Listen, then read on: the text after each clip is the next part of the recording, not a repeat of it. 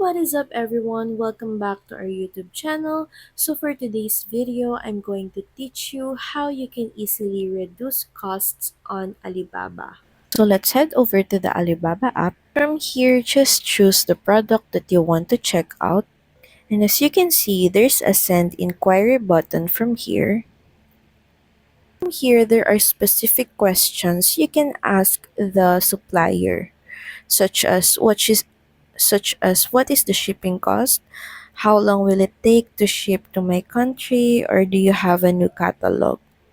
And from here, you can start by clicking what is the shipping cost. Then once sent, just click on message supplier again.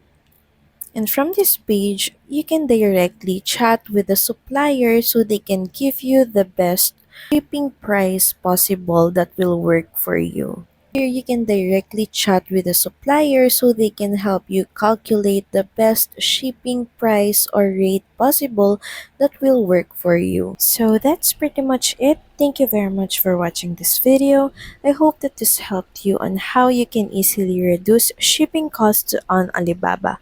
Please don't forget to like, share, and subscribe to the channel. And I will see you again on the next one. Bye!